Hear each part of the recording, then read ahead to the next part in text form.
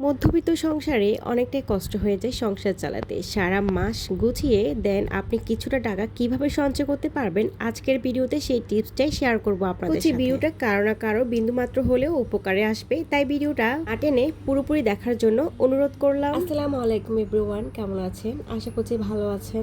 অনেকদিন পরে আজকে আকাশে রোদের দেখা পেলাম, আর আজকের আকাশটা কিন্তু খুব সুন্দর, একদম নীল আকাশ বলে যে ঠিক ওই রকম। ঘড়িতে সকাল 9টার মতো বাজে, আর বারান্দা গিয়ে এত সুন্দর আকাশটা দেখে একটু ভিডিও না করলে কি মনটা ভালো লাগে বলেন? বা সচ্ছল হতে আমরা সবাই চাই, কিন্তু আমাদের আর্থিক সমস্যার জন্য অথবা কারো কারো কিছু বাজে স্বভাবের জন্য কিন্তু আমরা চাইলেও টাকা জমাতে পারি না, টাকা সঞ্চয় করতে পারি না এবং ধনীও হতে পারি না। দ্রব্যমূল্যের এই ঊর্ধ্বগতিতে আমাদের মধ্যবিত্ত পরিবারগুলা কিন্তু সব থেকে বেশি সাফার করতেছে। পরও আমি বলবো, আমাদের ইনকাম যতই সীমিত হোক, যতই কম হোক, আমাদের অল্প ইনকাম থেকেও আমাদের প্রতিটা মাসে কিছু না কিছু সঞ্চয় করা অবশ্যই উচিত। আপনাদেরকে আমি 5টি উপায় বলে দিব টাকা জমানোর, এবং এই 5টি উপায় যদি আপনি ঠিকঠাক ভাবে মেইনটেইন করতে পারেন, তাহলে আপনার মাস শেষে কিছু না কিছু টাকা অবশ্যই জমবে, আর বছর ঘুরতে আপনি মোটামুটি কিছুটা টাকার মালিক হতে পারবেন। তো প্রয়োজনের অতিরিক্ত কোনো খরচ আপনি আপনার সংসারে করবেন না। আপনার এমন কোনো জিনিস যেটা আপনার খুব ইচ্ছে হয়েছে কিনতে, বাট ওইটা না কিনলেও আপনার কোনো আহামরি সমস্যা হচ্ছে না, বা ওটা ছাড়া যে আপনার জীবনটা চলছে না তা না, খরচটাই করছেন, ওই খরচটা আপনি একটা ছোট খাতা কিংবা আপনার ডায়েরিতে সবসময় লিখে রাখবেন। আপনার খুব রেস্টুরেন্টে খেতে মন চাইছে, আপনার রেস্তোরাঁর খাবার ভীষণ প্রিয়, কিন্তু আপনি কি জানেন এই রেস্টুরেন্ট বা রেস্তোরাঁ খেতে আপনাকে বিশাল অঙ্কের টাকা গুনতে হবে। মাঝে মধ্যে কিন্তু রেস্টুরেন্টে খাবার খাওয়াই যায়, তবে যদি মাসে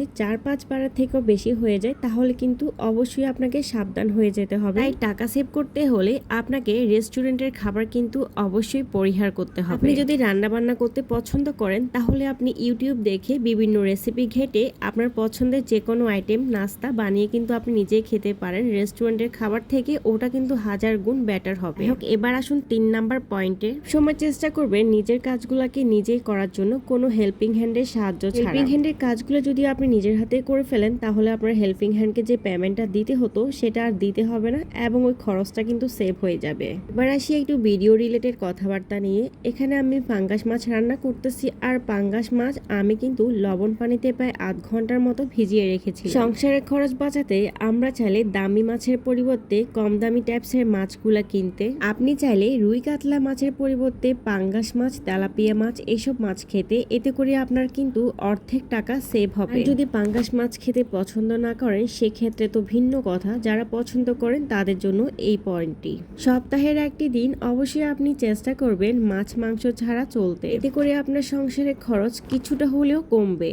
যেমন আমি প্রত্যেক বৃহস্পতিবারে ডাল আর আলু ভর্তা দিয়ে ভাত খাই, এবং আমি আমার বাচ্চাকেও এই খাবার অভ্যস্ত করে ফেলছি। আর ওই দিন কিন্তু আমি কোনো মাছ মাংস অথবা ডিম আমার খাবারের মেনুতে রাখি না। 4 নাম্বার পয়েন্টে হচ্ছে, আপনি চমকের পিছনে কখনোই ছুটবেন না। ধরুন কোনো প্রোডাক্টস এমন ভাবে সেল করতেছে দামে অনেক কম, এবং একটার সাথে অন্য কিছু একটা ফ্রিও দিচ্ছে। আপনি ভাবলেন যেহেতু এত কম দামে পাচ্ছি, আবার সাথে ফ্রিও পাচ্ছি, তাহলে আমি জিনিসটা অবশ্যই কিনবো। আর এখানেই তো আপনি চরম ভুলটা করলেন। কোনো ব্যবসায়ী কি তার ব্যবসা লস করে আপনাকে লাভবান করবে? অবশ্যই তার প্রোডাক্টস এর মধ্যে কোনো না কোনো ভেজাল তো নিশ্চয়ই আছে, কোনো না কোনো সমস্যা তো আছে। এই জন্যই কিন্তু আপনাকে সে কম দামে সেল করতেছে। দেখা গেল কম দামে জিনিসটা কিনে কিছুদিন পর ওই জিনিসটা আপনি আর ব্যবহারই করতে পারলেন না, আবার আপনি নতুন করে নিতে হলো। এতে করে আপনার টাকাটাও গেল আর জিনিসটাও নষ্ট হলো। আসি সর্বশেষ পয়েন্টে, এবং যেটা সব থেকে গুরুত্বপূর্ণ টিপস। এতক্ষণ যতগুলো টিপস আমি শেয়ার করেছি,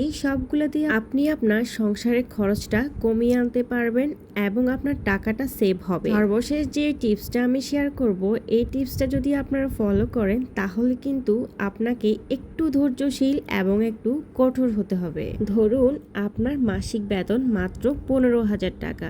আমি একদম সর্বনিম্ন বাজেটটাই আপনার সাথে শেয়ার করব। এখন এই 15,000 টাকা দিয়ে আপনাকে যাবতীয় কাজ করতে হবে, মানে আপনার সংসারের যাবতীয় খরচ পুরো মাসটা কিন্তু এই 15,000 টাকা দিয়ে চালাতে হবে। বেতনের টাকা বাসায় এনে প্রথমে 2,000 টাকা আপনি আলাদা করে রেখে দিবেন, আর এইগুলা আপনার সঞ্চয়ের টাকা। আপনি ভাববেন যে এই টাকাগুলা আর আপনার কাছে নেই। 15,000 টাকার স্যালারিতে আপনার লাইফ স্ট্যান্ডার্ডটাও কিন্তু ওইরকমই হবে। আপনাকে ঠিক ওইরকম ট্যাপসেরই একটা বাসা আশা নিতে হবে এবং আপনাকে ওভাবে কিন্তু বাজারগুলো করতে হবে। মোট কথা হলো আপনার যে স্যালারি ওই স্যালারির মধ্যে বিদ্যমান থেকে আপনাকে যাবতীয় সব কাজ করতে হবে। সাথে আপনাকে অবশ্যই আপনার সঞ্চয়ের টাকাটা আগে গুছিয়ে রাখতে হবে। প্রতি মাসে যদি আপনি 2000 করে জমান তাহলে আপনার 6 মাসে কিন্তু 12,000 হবে আর 12 মাসে 24,000 হয়ে যাবে। আপনি যদি এই 2000 টাকাও খরচ করে ফেলেন তাহলে শেষ হয়ে যাবে। টাকা তো কখনো থাকে না, টাকা খরচ হয়ে যায়, শেষ হয়ে যায়। কিন্তু আপনি যদি একটু সঞ্চয় করেন, বুদ্ধি করে চলেন, তাহলে কিন্তু আপনার বছর শেষে একটা ভালো অ্যামাউন্ট হাতে আসবে। তাহলে আপনাকে মাথায় রাখতে হবে